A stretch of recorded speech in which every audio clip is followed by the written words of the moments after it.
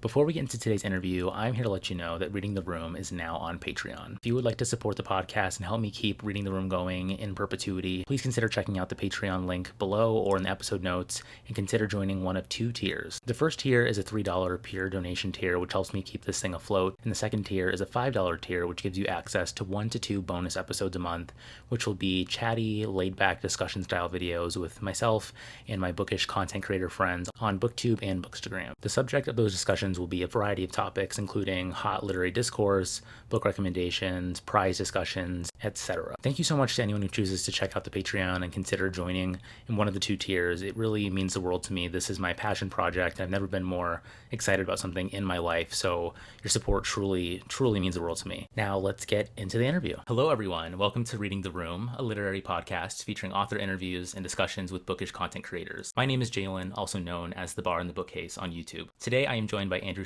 Greer, author of the Pulitzer Prize winning novel Less and its brand new follow-up Less is Lost, available now from Little Brown. Andrew, thank you so much for joining me today. Jalen, thanks for having me. This is so exciting, and I wanted to ask you first and foremost about following up a Pulitzer Prize winning novel. It must be a huge task, and especially when it's in essence a sequel to the first book. And can you talk about how that feels now and how you think about Less as a book since it won the prize, and how those feelings sort of informed your writing of Less is Lost? Well, when I wrote Less, I wrote it in the best possible frame of mind, which is thinking nobody is ever going to read this. So I have total liberty to do anything I want.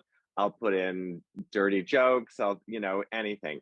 And then surprisingly, like a lot of people read it, which is a new experience for me. So writing this one, I did have that feeling when I would write something, I'd be like, I don't know. I don't know if his fans are going to like that. It's a different vibe. I mean, I binged both of these books back to back, which I think is a really fun way to read these. It was so fun to sit with more time with these characters, but I was also surprised by how much Less is Lost stands on its own as well as a novel. And so could you just give us a brief synopsis of the book and how it ties to Less? Yeah, sure. I'm glad to hear it stands on its own because I worked hard for that to be possible. It's the story of a mediocre, mid-list, white, gay, middle-aged author who finds himself suddenly in financial trouble and has to accept these sort of magical invitations that come his way. And so he ends up in a camper driving across the Southwest and the Southeast and eventually meeting some of his past and his demons and his own privilege. The setting is very much at the core of both of these books. And I wanted to talk to you first about having a somewhat more micro, focus in this book of being America rather than various countries throughout the world in the first book. How did you settle on America as a setting for this book? And how does that sort of relate to the sort of structure of Less as well? They kind of mirror each other in certain ways. It happened that in 2016, you might remember there was a presidential election. And afterwards, I think whoever you were was a little surprised by the outcome. And I thought, I think I don't understand a lot of this country. I should definitely go there and meet those people. Not in a sense of like politically trying to change their minds, but as a novelist being like, I don't think I've been to Alabama and I'm terrified of it. And that's ridiculous. I should go. So not even knowing what I was going to write, I just went like I did with Less. I was a travel writer and I was just taking notes. And I used everything. My rule was I could only use things that are in my notes, only objects and places and trees, but the people are all made up. So it came out of that. Yeah, I was going to save this for the end of the discussion or near to it, but I think I'll just jump there. I think my favorite passage of this book comes near the end when Freddie, our narrator, he's talking about how Arthur is often very wrong about many things on this trip. And to give the quote, it says, Arthur was wrong about people. No surprise, in fact. Novelists, with their love of structure and language and symmetry in novels, are frequently mistaken about the people who inhabit the actual world, much as architects are about churches. In real life, there are no protagonists, or rather the reverse. It's nothing but protagonists. It's protagonists all the way down. I love that so much. I tend to love books that sort of, in their narration, talk about the novel as a form as well. And I think both of your books, what I think is so interesting about them is their narration. And I wanted to ask you about Freddie and his role in both of these books. He's now at the forefront of the narration. And how did that feel for you writing him without that sort of mystery aspect? Well, it was liberating, honestly, because I could suddenly Freddie could be in first person. And once I realized that, I thought, oh, this needs to be a lot more balanced. this has to be much more about Freddie. And he definitely arrives at a certain point, which is sort of fun for a novelist when you're like, here I am, the narrator. And felt like the because their relationship needed a balance. That's sort of the problem in the relationship. Is one is the narcissistic novelist, and the other one is the English teacher, who I think is probably a better writer because he's the one writing this thing. So I wanted to even that out. And I love that you picked that part about protagonists, because that is sort of a thesis statement for me about writing a novel, that you have to pay attention to the side characters, and I think all the things that novelists are thinking about appropriation and just taking care with other people and their stories. Absolutely. Yeah. This book, in terms of its side characters as well, there's so much care that's crafted with all of them. And it really shines through, I think, through the humor of this book. And it's really refreshing for me to read this because I think you do this so well in a way that's very insightful about the real world. How do you think about humor in your fiction now, and how has it sort of evolved from the first book? Well, that's a good question. I think humor was brand new to me in writing less. And I discovered that it was my other books, you would not crack a smile at all. That it was identical to what I was doing in the other books. Those books are about hard subjects and tragedy. I like a happy ending or some sense of joy, but and I just thought, turning it inside out, it felt like I was doing the same thing. I was trying to get close to something that was really difficult for me. As for what I think has evolved about humor, I think in this book, I enjoyed the humor of language even more, because because I have Freddie, who's like so an expert in linguistics. I got to have a lot more fun on that little line level. Arthur's attempts at German make another appearance in this book, which is really funny to read. Also, there's this question that I have for you that I saw in both books that I'm not sure exactly what the question is. I just would love to hear you talk about it. It's just like the time sensitivity of queer love in both books, and thinking about the past and the future, and like when love might have an expiration date or not, or when it's, worth it to still stay in that relationship. And I think this is something that Freddie thinks about in this book, in the narration. And I was wondering how you think about love and thinking about these relationships, because there's many relationships that Arthur's been in that he talks about, namely Robert as well. And I just wanted to know how you think about those relationships as structures for the book. Well, there was a part in Les where Les comes across an old friend who has broken up after 20 years together, and their names are Lewis and Clark. And you're like, well, they have to stay together because it's Lewis and Clark. And he's just shocked. And his friend says to him, but 20 years together is a success. That's a success. We're happy. It's good. We ended when it should end. I think we did it perfectly. And that is, of course, one version of love that you see in Les. And I think in this book, where we hear about that again, for those who hadn't read Les, and Freddie has to ponder it. He's like, it's been 10 years.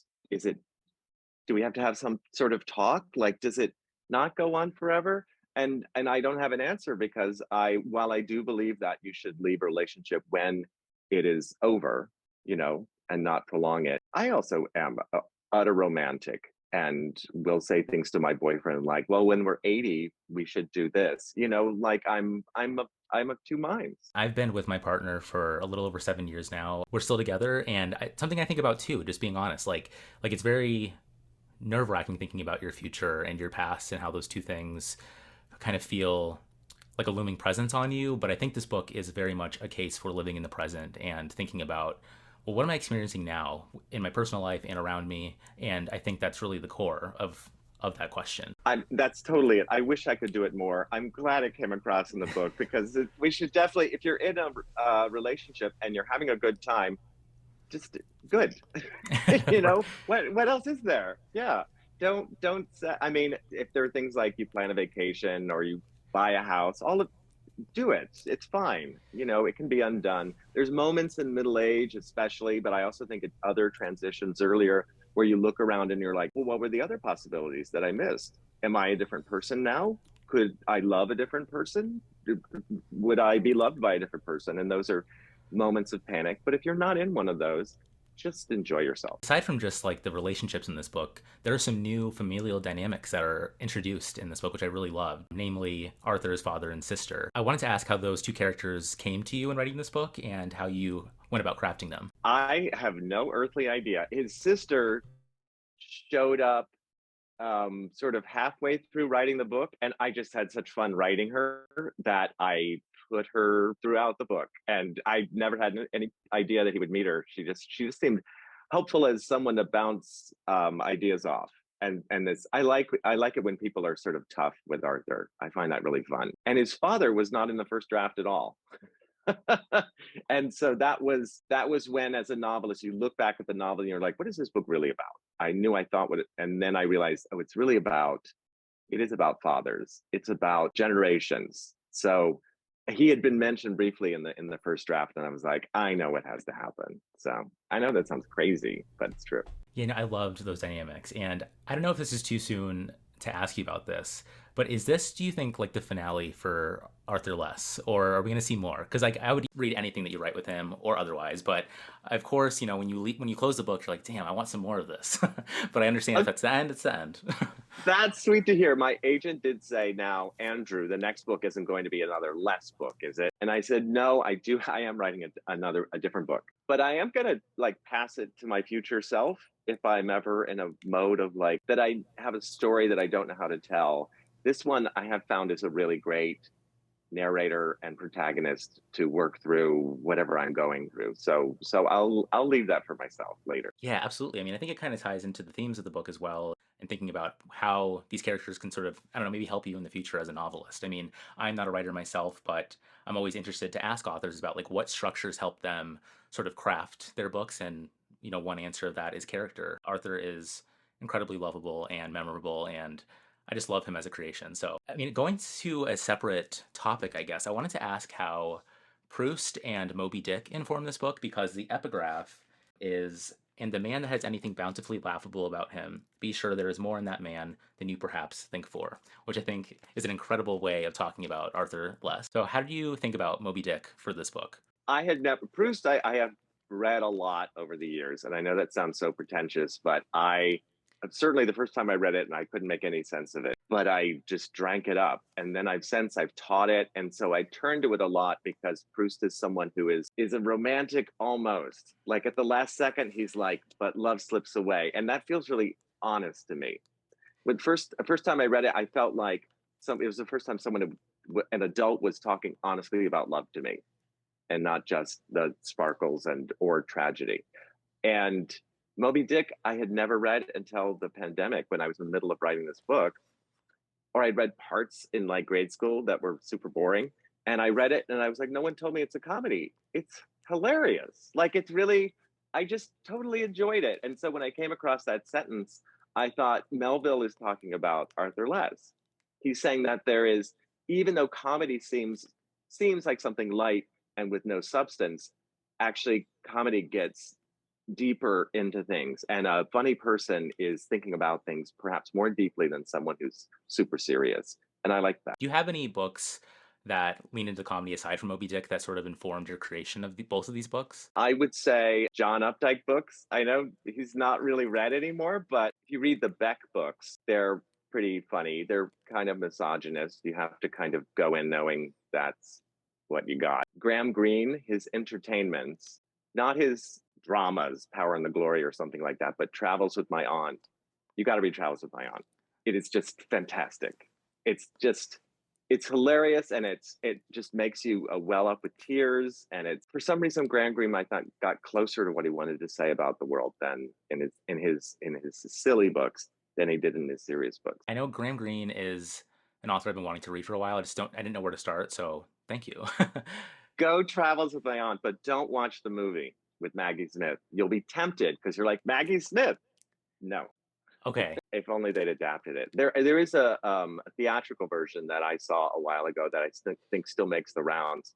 That's fantastic. And I was thinking about this earlier when you were talking about crafting the sequel. What did you choose to include and omit from the sequel that, help it make sense for the reader, but also makes the book kind of stand on its own? I feel like that must be really tough to do. Yeah, that was hard. I thought, well, they need to know about Robert Brownburn. So the first chapter, you get a lot about him. And I thought, well, you need to know Freddie's his partner, but you don't need to know the whole story of their past. And the sad part was, like, I would have loved to included a lot of characters from the first book, but there's hardly any.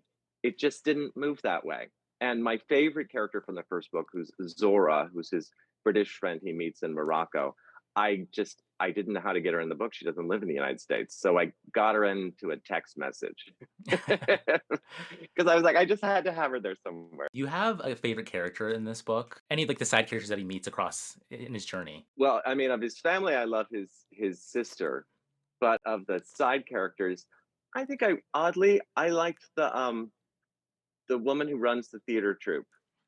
I had a sort of warmth for her that Yeah. surprised me because she's so pretentious, but there's something sweet about her. I liked writing her. One character that does make an appearance though is H.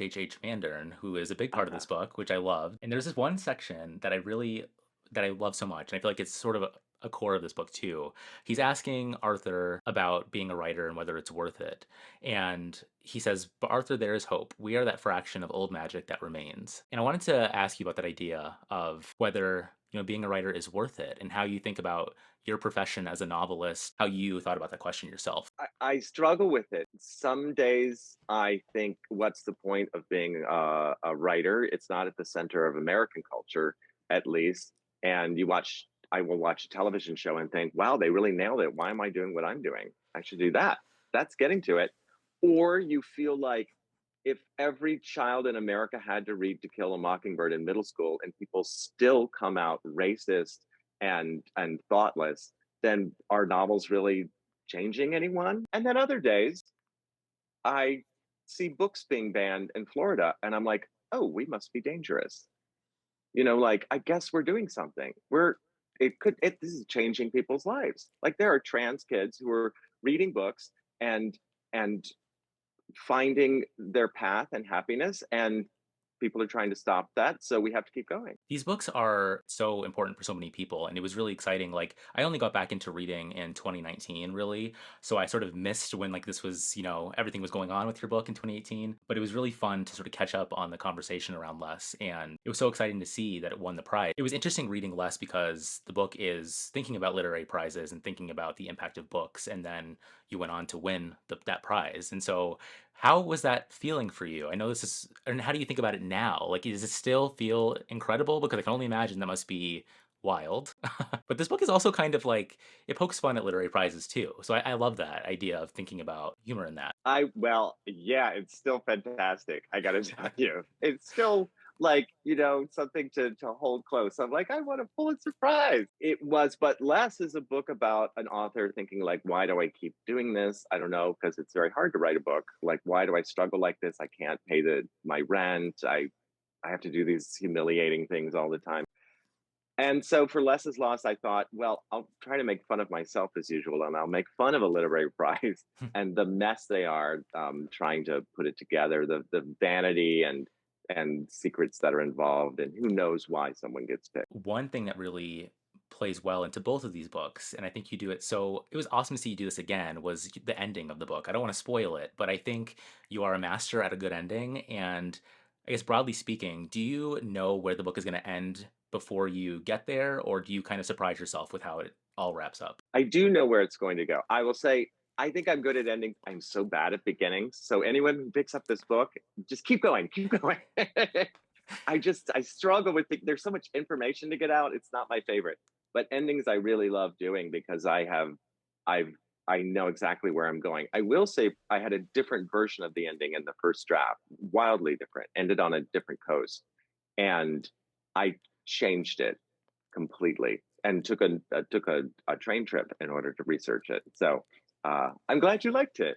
Yeah, I really, really enjoyed it. That's just interesting thinking about, construction of both of these books and how the editing process is for you. I mean, how rigorous are you in like changing things in your edits? I'm ruthless with myself, Okay. much harder on myself than my editor is. I was making changes up until I turned in the final draft last September, and then October I removed 2 chapters.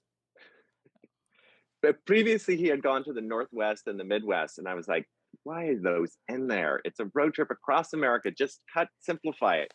It's hard even to imagine that's true. But yeah. I think I heard you say in an interview recently that you don't really keep up too much with contemporary fiction. Is that true? Yeah, I'm really bad about it. I mean, I walk into bookstores just so I can know what I'm supposed to know. What really does influence your reading? And like, what if you're gonna pick something up? Like, what causes you typically to pick something up? Well, I'll show you what I'm reading now, which you won't have heard of because it's out of print. It's called Far Away by someone named Andre Dotel. And it won the Prix Femina, even though it's a man. So I don't understand. But it's some book from the 50s that no one's ever heard of. And my friend Daniel said, "You're going to love this book." So I ordered it from Abe Books. And it's from the Cape Breton Regional Library. So that's what I like. I like going to a used bookstore, finding a cover that I really like, and just somehow picking it up. And it has the same thrill as when you're lost in a foreign country and you're like, let's just eat here, and it's the best meal you ever had. It's even better than if you've looked on Yelp and made a reservation to a Michelin star. The fact that you just happen upon it makes it just yours completely. I like I really need to adopt that in my life because I feel like being on BookTube and now having a podcast and trying to keep up with like new releases and stuff, I sort of miss the joy of just going into a bookstore and picking something up. And I always have like that idea of like the opportunity cost of like, well, should I like really try to curate my own list so I know I'm gonna like it, or should I just try something? And I think there's joy to be found in that. And I want to adopt that. So thank you for reminding me that I need to do that. Well, maybe years from now. I mean, your job right now is to know contemporary fiction, but Right. luckily, mine is not. Mine is to help write my book. So Well, so going to like my last question here, I always ask authors for book recommendations, and I know you've given some. And do you want to give an all-time favorite or recent read that you really enjoyed, and then finally, like anything that you're looking forward to releasing this year, or just something that you want to read personally? I mean, there's so many books coming out that are fantastic. The last book that I loved was Elif Batuman. She wrote a sequel too, Either or, because I loved The Idiot and I loved Either or. And in a way, we're writing, our styles are not similar, but hers is funny but incredibly incisive and smart, and but just a joy to read. I loved both of those books. I'm looking forward to reading Booth by Karen Joy Fowler. All time favorite. Well, Travel with My Aunt, I'm going to give you. A recent one I loved, you won't know this either. An Israeli writer, A.B. Yehoshua, who died a few months ago, had a book called Journey to the End of the Millennium, which is like an adventure novel about it in 1000 AD of Jewish North African merchants going into the wilds of France. And it's like a reverse adventure because to them, France is like this exotic, dangerous territory. And it's interesting to read that. Thank you. Yeah, I'll check all those out, and everyone listening or watching, I'll leave them below as well. I think it's a joy being able to ask incredible writers like you for recommendations, and I feel like I find my best reads that way. So thank you, and thank you again so much for taking the time. Everyone, please check out Less is Lost, and if you haven't read Less, read that as well. But I feel like most of you probably have. I was a little late to the party on that, but thank you, Andrew, for taking the time. This means the world to me. I can't believe I got you on, so thank you. Jalen, it's been a pleasure. Bye, everyone.